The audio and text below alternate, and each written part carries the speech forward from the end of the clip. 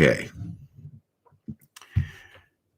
This is another daily session or a session of daily spiritual medicine. And the sound was off, so I'm starting it over so you can get the context of where I was coming from.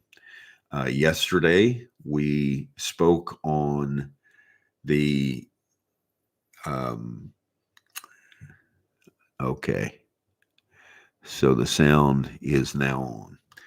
Yesterday, we spoke on embracing what is yours. And before I get started, please hit that subscribe button if you have not done so, and hit the like, make a comment, and share it with somebody. It helps me to be able to have privileges on the different platforms and YouTube and things like that. So, yesterday we spoke on um, embracing something. When you embrace it, it becomes yours. Neil Donald Walsh made this statement: you select, create, and then act on every emotion you ever have. What you select, when you create it, and how you act on it is solely up to you. No one can make you have any particular emotion. And knowing this, embracing it results from a growth in consciousness arising out of your use of the soul's tools of gratitude recontextualization. These tools produce a shift of attitude. Listen, these tools that you use, embracing things, produces a shift of attitude, not of circumstance. Everything around you may say to yourself, what changed? Pay attention, because nothing has changed, but everything is different. So that's kind of what I was talking about: is what you embrace becomes yours in your mind, in your attitude, in your motives, and your objectives, and all of these things. So today I'm going to continue off of a question, and someone wrote me the question afterwards, and they said, Brother Parnell, you made mention of profanity, and what does what did you mean when you said that uh, you can build a character and a being by the words that you use and the profanity and things like that? So, um, profanity, when I said the words from your mouth bring about the character of your being, depending on the graciousness that you speak with, the love and the joy and the peace and the relaxation and the care and all of those things. You build a character or being depending on the graciousness or profanity. Okay. This is what I meant when I was saying profanity. Many people think that profanity is using slang words in our language, or what we call curse words, cussing. Um, and that's not really profanity. Profanity, many people think that it is. A guy gets, what's profane in the spirit is when you get angry, you have hatred and malice and envy and strife and all these things toward a person, and you start speaking about them. That is that is filthy communication. You remember it said that Lot's righteous soul was vexed by the filthy communication of Sodom and Gomorrah. Well, filthy communication, profanity, is going against what the Spirit has given you and going against your very nature of love and peace and joy and humanity, and doing so out of anger and hatred to damage somebody or something. So this is a real subject. Cursing is a vile person with deceptive and discrepant motives and objectives. We see a lot of vile people and people that are committing profane and profanity in the human race on a regular basis and standing up there and trying to be our leaders, filling us, what they think they're doing is filling us full of lies that helps them. So cussing is a vile person with deceptive and discrepant motives and objectives. And that doesn't mean using a slang word. And I'm not going to use any as examples today. But I'm just telling you that all of this language, so to speak, that we think is profanity is just slang words. That's what it is. And what is profane is when something comes out of your mouth in a bad attitude, in an objective, and in a motive that is to damage somebody or something. Profanity, blasphemous or obscene language, casting spells or curses towards people or things. Notice that. Profanity, casting spells or speaking words. Words are spelling. And so casting words or curses towards people or things. Profanity, an outburst of anger towards someone or a thing. Something is going on and you get an outburst of anger and blurt these things out.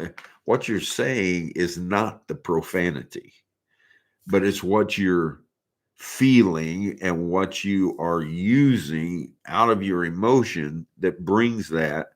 That's a cursing, that's a cussing, that's profanity. So we see this now.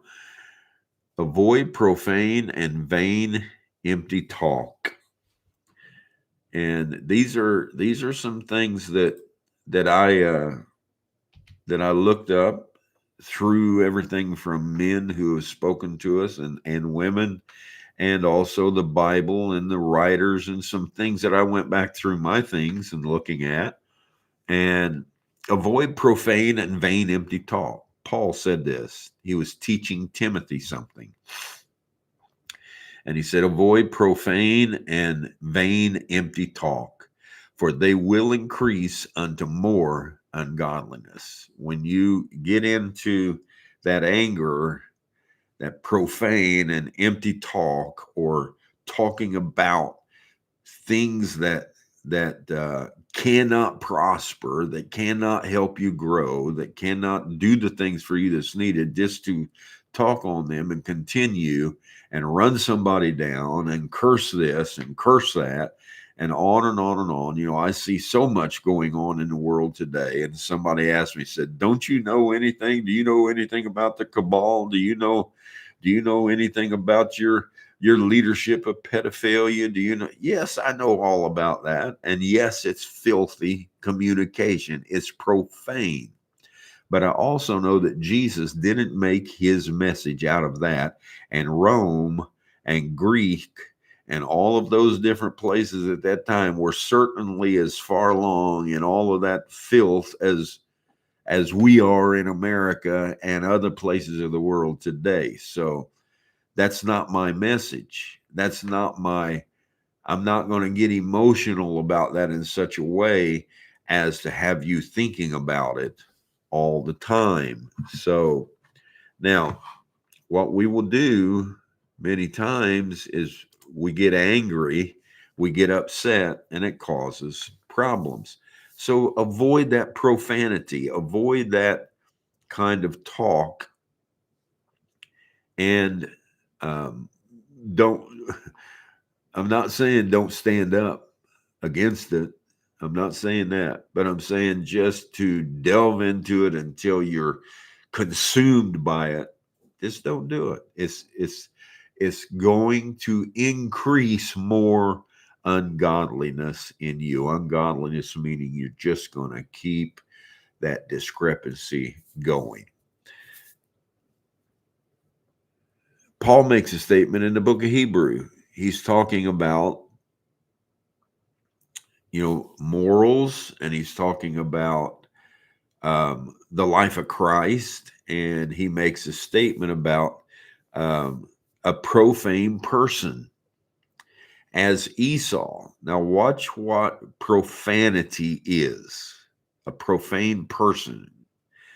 And he makes a statement, lest there be any profane person as Esau, who for one morsel of meat sold his birthright. You see what profanity is? Profanity is selling out. Profanity is compromising your person, like Lot did, compromising with Sodom and Gomorrah, like many men did, like Esau did, compromising with his brother Jacob over a pot of porridge or whatever it was, some meat, and he compromised, and for one morsel of meat sold his birthright. That's profanity. Saying some word is not profanity. Worried about, oh, that person, every other breath he uses this word or that word. That's habit. That is just low frequency vocabulary. But profanity is selling out your very person for whatever it might be, for your belly being your God, for money, for prestige, for reputation, all of these things. That's profane. He goes on. I'm thinking about others that we instruction that we've received. Refuse profane and old wives' fables, and exercise yourself rather unto godliness. Or in other words, refuse to take on that spirit when someone is carrying a demon. And a demon just meaning someone is carrying something against someone else, or is speaking a lie, or is cursing or against someone or against something. When that's going on, Paul makes a statement to Timothy: refuse profane and old wives' fables, and exercise yourself rather unto godliness. So refuse those things. There's many old wives' fables. There's all kinds of things. You've heard them all. There's no use me going into all of them or some of them, but just refuse them. Just refuse that demon. Don't take it on. Don't let it grow in you. If it's growing in the other person and there's nothing you can do about it, just don't get involved. Don't participate with it. Don't take it on, because that demon will grow in your tree. It can do it. It can pass seed or thought and in your mind, and it grows into something in your heart, and you begin to speak the same evil things that was coming out of that person, and you begin to use profanity. You become a profane person. You don't want to do that. Profanity is different than just some slang word. Now, keep that which is committed to your trust, avoiding profane and vain babblings and oppositions of science, falsely so called. So when you hear people, and I hear it all the time, Paul is very clear here. Look, what you have received, you keep it in your trust. You believe in it. You know that it's the truth. And don't go out there against everything under the sun. I'm not of this world. I am a Christian. I am not of this. I don't drink. I don't smoke. I don't cuss. I don't lie. I don't steal. I don't do this. I don't do that. And what Paul is saying is, keep those things that are yours in your trust and avoid profane and vain babblings. That's what that is a lot of times. Profane and vain babblings. A person who wants attention, who wants to really be able to say, whether you know it or not, I am better than you. I have kept a better life than you. I've kept a holier life than you. I'm a better person than you. That's really what they are saying when they carry on about all of those things. So stay away from the vain babbling. And he says, and oppositions of science falsely so called. So I hear it all the time. Science is of the devil. Why do you use the zodiac? Why do you talk about uh, all of these things about science and about atoms and about germs and warfare and principalities in higher places and you bring in all of this science and you bring in all of the body and you do all these things, Brother Parnell, and science is of the devil. No, it's not.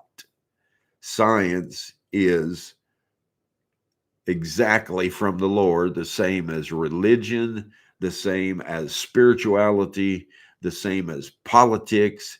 The Lord holds it all in his hand. The Spirit holds it all in his hand, and he turns the people whithersoever he chooses, the king's heart, he turns it. The Lord, the Spirit is in all of it.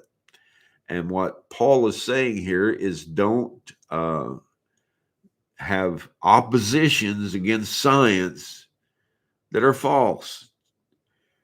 You can use science. You can look at science. You can prove the existence of the Spirit in the earth by science. So, have you not read in the law how that on the Sabbath days the priests in the temple profane the Sabbath and are blameless? Jesus is saying, this is Jesus talking to him when they got on to him about picking corn and not washing his hands and pots and pans and everything else.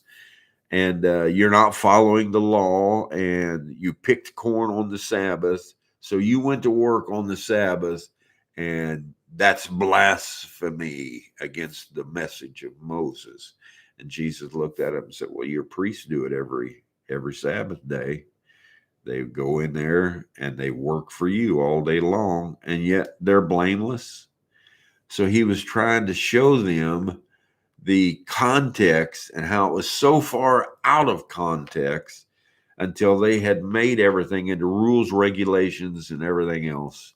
And they were going to destroy Israel with their dogmas, their creeds, their rules, and their regulations. That is profanity.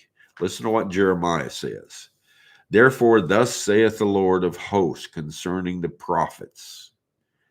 This is a prophet of God telling them you're going into Babylon and you're going to stay there 70 years because of all your profanity.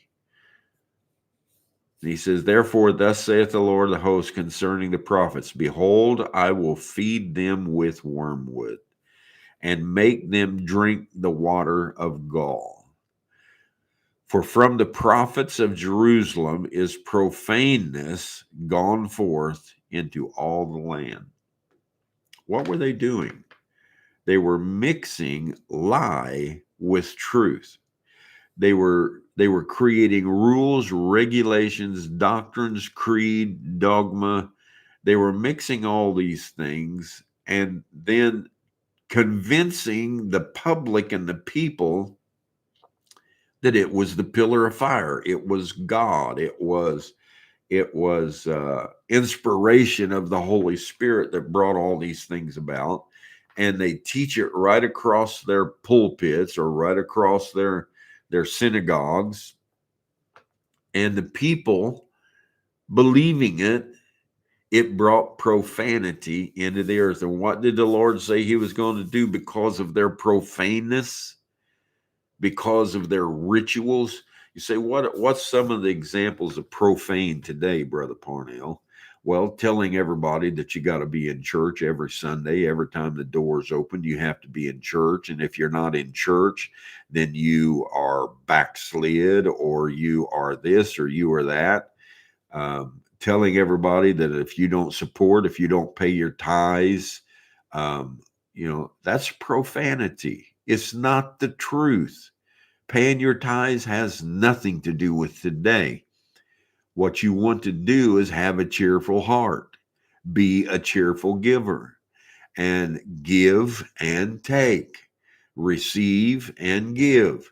Do all of those things with a cheerful heart, whether it's 1% or 50% of what you have, or whether it is giving 100% of your life to the life of Christ. That's what this is about.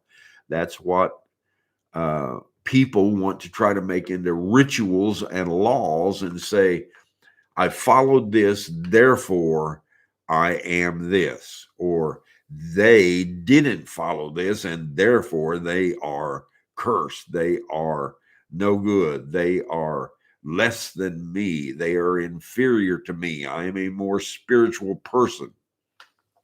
It's all profanity, all of it. And the Lord said, and I believe he still does it, the Spirit said, when you get into that profanity, I'm going to feed you wormwood. I'm going to feed you gall. I am going to take the prophets and I am going to judge them.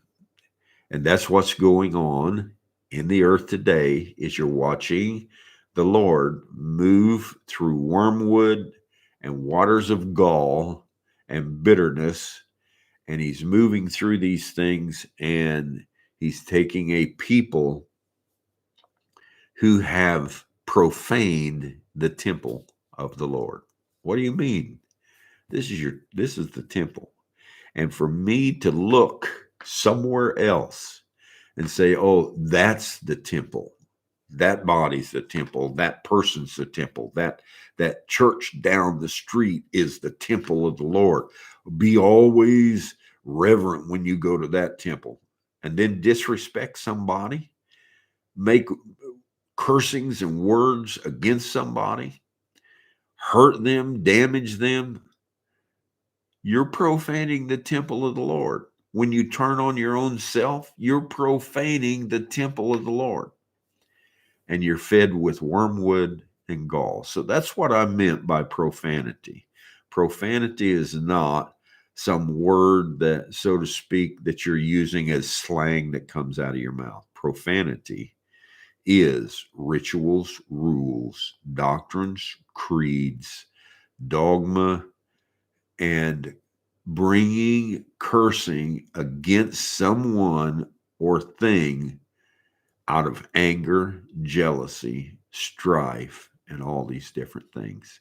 So we know better than to do that. We know what words of graciousness are today. God bless you, and I hope this has been a blessing for you.